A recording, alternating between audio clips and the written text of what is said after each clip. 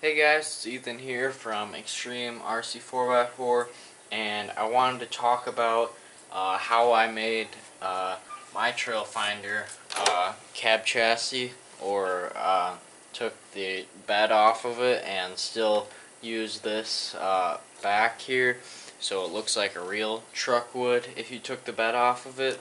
I know I'm missing my rear window, but I never took it off of the other piece that I had on here when I had the bed on. So first things first, you're going to have to remove 4 screws right here, and these 2 over here. Screw and nut, you got to take those off, and that'll let the bed drop right off. And then this backing plate just fits right in to the cab here. I just have it fit in like this, and then I snug it down with 2 screws in the back, and it seems to hold it in pretty good. I may glue it in the future or epoxy it in. The next thing I did was I took out the body posts that sit right here. They sit on this cross member here. I took them off because I didn't think they looked that realistic, because they're not covered up anymore. It's just the chassis. The next steps that you have to take are fairly major. Some of them you don't have to do, but I did. One thing that you need to do if you want to use a full-size battery pack, which I do, is you need to move this tray forward. Now there's 2 sets of holes, and when you build yours, I believe this screw right here, if you can see this screw would normally sit back here. So it's probably about an inch, maybe more, that this tray is moved forward. And the whole reason you have to do that is because normally the battery kind of sits out here a little more, just because you can with the bed. So everything's moved forward about an inch now. I put an axial receiver box in here just because that's what I had around.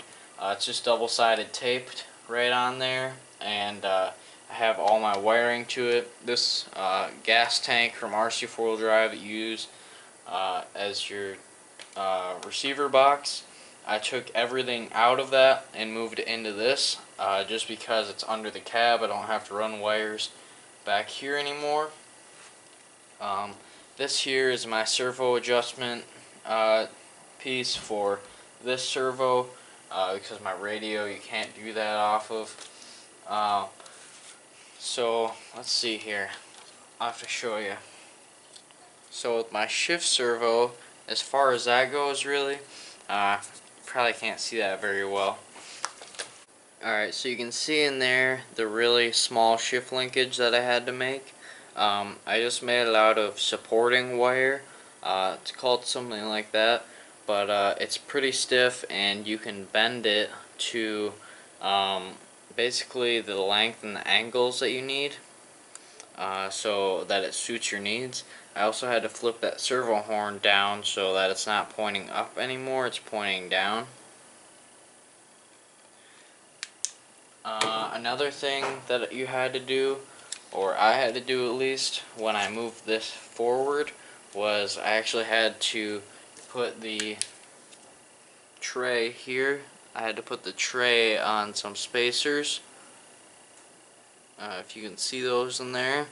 The ones in the back over the transmission, or sorry, the transfer case, are larger because I knew I needed more clearance there, but I didn't have the same size, so the front ones are a little shorter, so it is a little bit angled, if you could want to say that.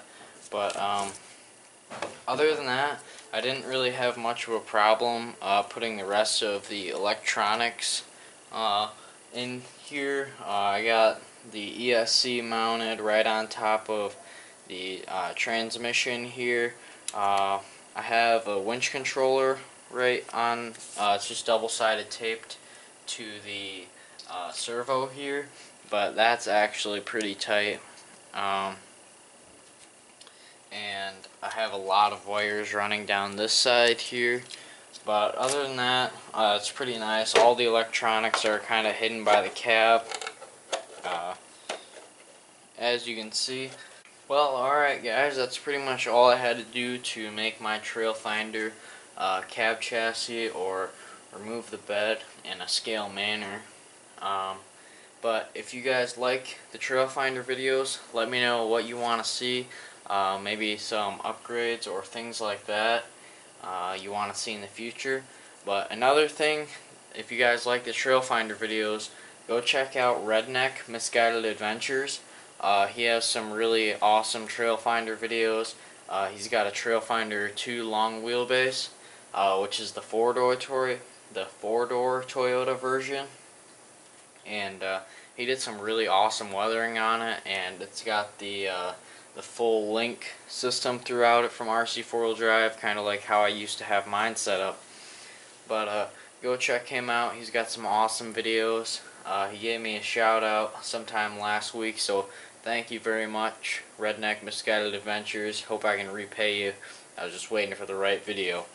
But anyways, thank you guys for watching. Please like, comment, and subscribe, and I will see you guys in the next video.